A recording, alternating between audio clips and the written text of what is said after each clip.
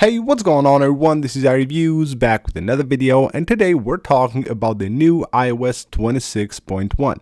Now we are very close to the final release of iOS 26.1. It's on its final stages. Apple has just released recently the 4th beta, this being the last beta of iOS 26.1, and this upcoming Monday we're expecting the RC version, and then the next Monday, which I believe will be November the 3rd, most likely will be the day that Apple releases iOS 26.1 to the public. So in today's video, we're taking a look at this update. We have some more new features to talk about and everything else that you need to know regarding the new iOS 26.1. Now, before we get into all that, I just want to ask you guys for a really quick favor.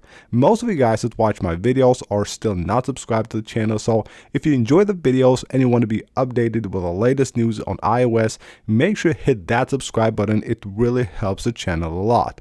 Now, first off, we're talking about more new features that we have been able to discover on the latest update of iOS 26.1, and we're starting with the iMessage app. So Apple has done a few changes on iMessage with iOS 26.1, one of them actually being not that good. They have removed the backgrounds that you get on your conversations if you're on SMS or RCS, and people are not able to reset those wallpapers, those backgrounds, once they are removed. I don't know if that's a bug or Apple intentionally did do that, but you can no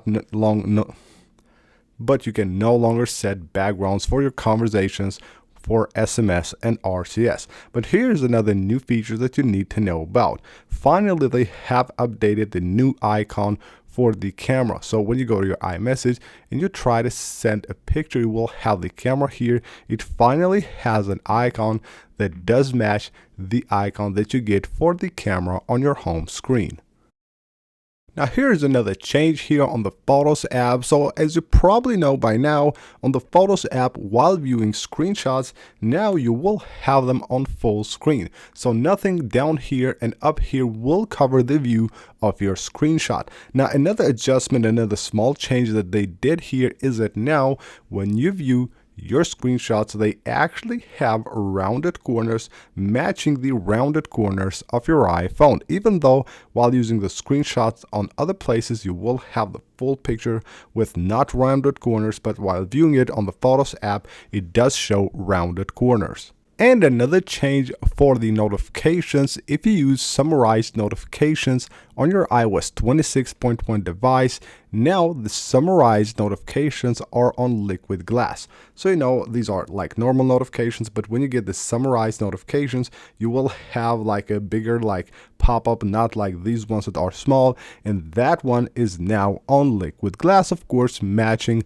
the all liquid glass design of the new iOS 26. And there's also a splash screen for AirPods. It is appearing for a lot of users. Now this actually appeared even before. It's now reappearing for a lot of users when updating to the latest beta of iOS 26.1, basically letting you know what's new with AirPods on iOS 26.1. So we have live translations, charging reminders. Now this is probably the best new feature of the AirPods with iOS 26. Is super useful. Then you will have here the new charging status, the camera controls, and also pause media on sleep. All these are the newest features that Apple has actually added with iOS 26, not 26.1, but they're reappearing here as a splash screen on the latest beta of iOS 26.1.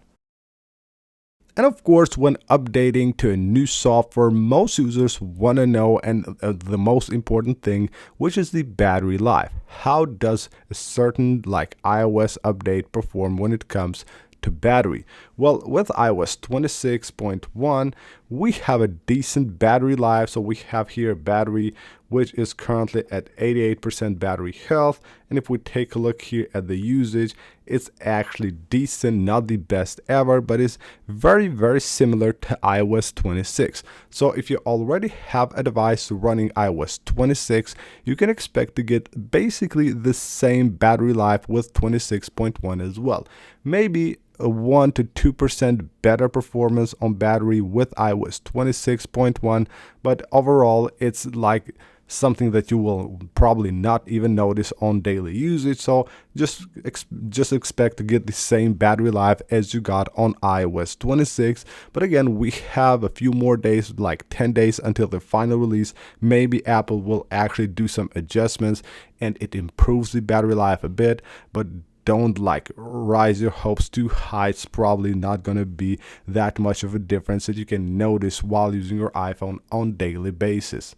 Now, something that is really great with iOS 26.1, and it has been also with iOS 26, and it has been with iOS 26 since beta 3 back in summer, is the performance.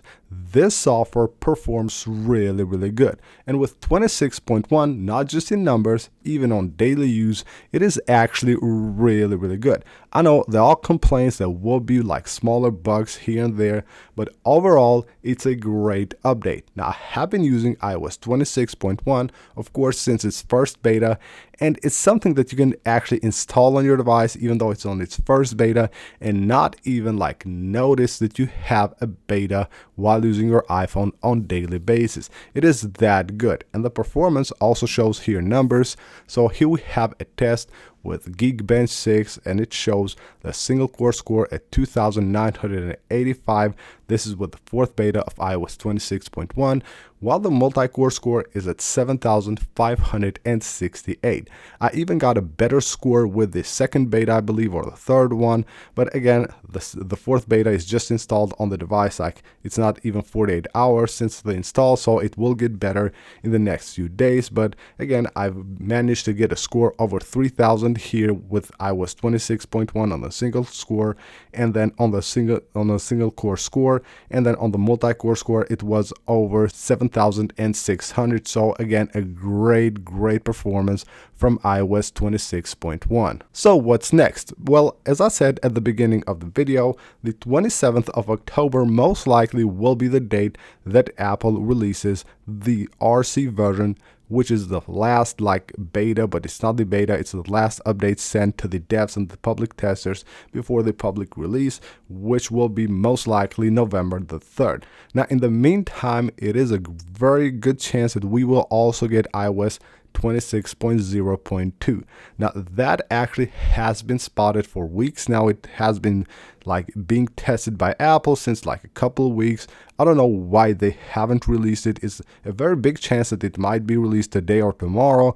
If it doesn't happen, then most likely they maybe just pushed it out of the way and just went straight to iOS 26.1. But it was being tested by Apple. It has been spotted being tested. So you can expect that update to also come to your device very soon, if maybe Apple has just decided to go with iOS 26.1 and not release that one. But it's a good chance again that it might be released today or tomorrow. So iOS 26.1, should you update or not? Well, of course, if you're on any of the betas of iOS 26.1, make sure you always have the latest update. And once the RC is released on Monday, go ahead and update to that as well. That way you will have the final release a week before everyone else, and you know that you have the final like version of iOS 26.1. If you're on iOS 26 right now and you don't want to wait a few more days for the public release, then I would suggest that you can go ahead and update. Of course, updating to beta, it's very easy nowadays, and again, it's not like it's buggy or like you cannot use your iPhone on daily basis. It is actually pretty good. So if you just want to do it and enjoy the all new features, you can go ahead and do it right now. So that is it for this video, guys. Hope you guys enjoyed the video. Leave a like if you did and hit that subscribe button, and I'll see you guys on the next one.